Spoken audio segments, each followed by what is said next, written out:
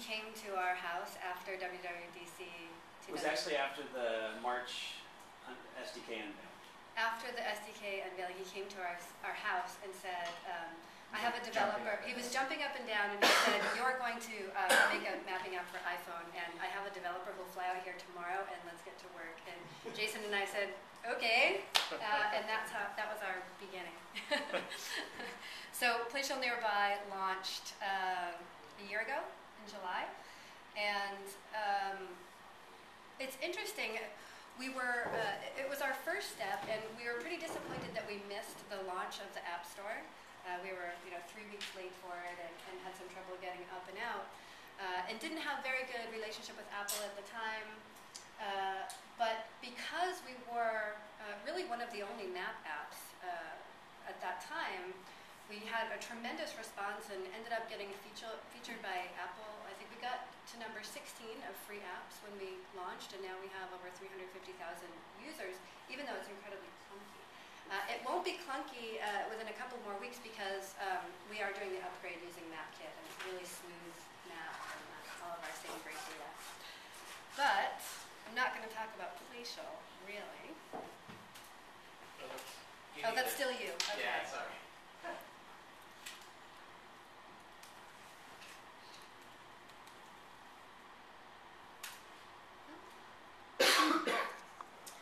So I don't know if you guys read, actually read the little outline about this talk, but really, my daughter goes to Emerson School, which is a school in the Pearl related to community immersion, and it's one of the only green schools in town, and their favorite activity is what they call junkbox.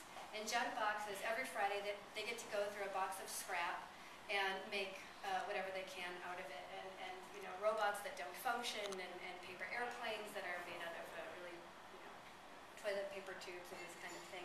And it occurred to me that that's what we're doing too. As geo developers, we're constantly pulling at scraps. There are location data APIs that are incredibly fragmented. There are base map APIs. There's location or where enabling APIs. Lots of information, no one crisp platform.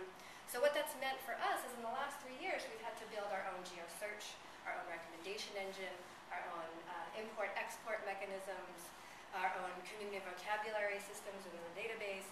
Tremendous amount of development for somebody who really wants to create front-end contextually relevant media applications.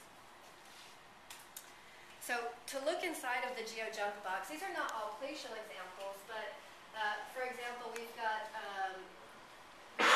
Google's location awareness built into the browser for Firefox 3, and if you have Gears, we're using that. Within the recommendation engine, we're pulling in video from YouTube. When we don't have enough results for any particular item, we're bringing in Yahoo's local data. Flickr allows obviously geotagged photos and gives everybody pretty clean access to it. RSS, KML. This is some of the stuff that's been in the junk box that we've had to use. I like this sentence. All you want to do is find a good organic taco nearby on demand right now. It's so hard. So I just did a little deconstruction of this sentence. Good.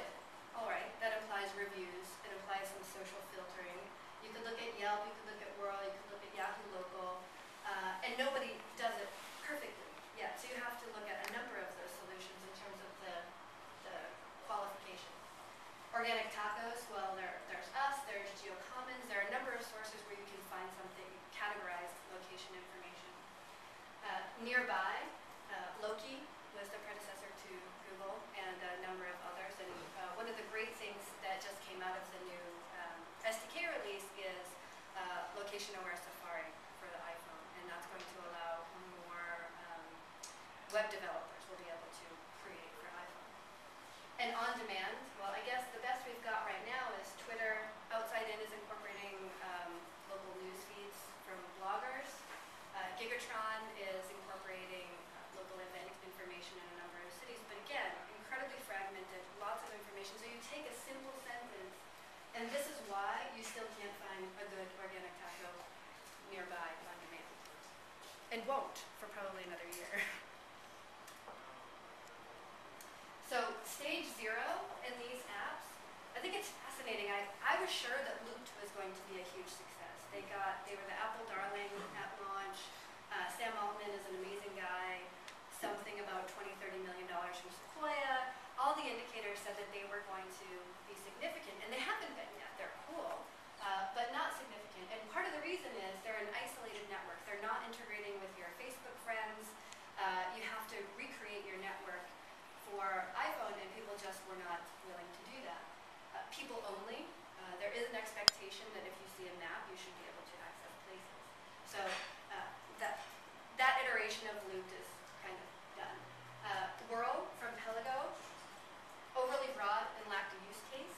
And I think part of that, and this is a trap that we've fallen into a number of times at Platial as well, is it's so exciting to look at all of the technologies and data available that you want to just start including them. And the use case can fall by the wayside. And then there's Platial nearby. No good map API. If you've used our app, it's very slow. Is one of the main problems. We had to build it really up from scratch. We used Microsoft's tiles because they gave us free access, free license for their mobile tiles, and Google couldn't do that at the time. And erratic data. So that was stage 0, and that was just kind of seeing how all the pieces fit together. If you look at the junk box, there are these amazing scraps just in the last 30 days. And I'll review them, but this, again, in only 30 days, these are the new things we have to work with. Google Maps Data API. I can tell you that having your own storage in the Valley is very expensive for all of these things, and so they've just eliminated a barrier. Proper turn-by-turn navigation. It was illegal according to Apple's terms of use before, and that's why TomTom is able to release and why there are going to be a number of really great navigation apps for iPhone. In-app purchasing. Again, one of the Platial learnings is even at scale, on the web, with our whole distribution network of maps, we probably have about 20 million unique users a month. And because it's distributed, and with the 350,000 iPhone users, we still can't make enough money to be sustainable on advertising. And so the in-app purchasing is a really big deal for us, because the next series of apps that we're creating is incredibly context specific, but we're able to scale that. So the ability to have, for example, a player where you can sell different bits of content within it is really important and simple. Placemaker, this is from Yahoo. You may have read about that coming out of Where 2.0. It seemed to be the darling of the show. And they're basically taking WoW IDs and being able to extract place from a number of different sources and put it up against Where on Earth ID, so that places have a common identifier. You can call it a social security number of place if you want to, but that's been one of the major challenges from a database perspective is you don't want 30 Portlands. How do you know that when you say Joe's Cafe and Joe's Pub and Joe's Bar that they're talking about the same place? MapKit, which I mentioned before, is really allowing a nice, smooth integration of the map for iPhone, so you don't have to go out and recreate those. Raven is actually helping us with that upgrade, and it's taking like 2 days to upgrade.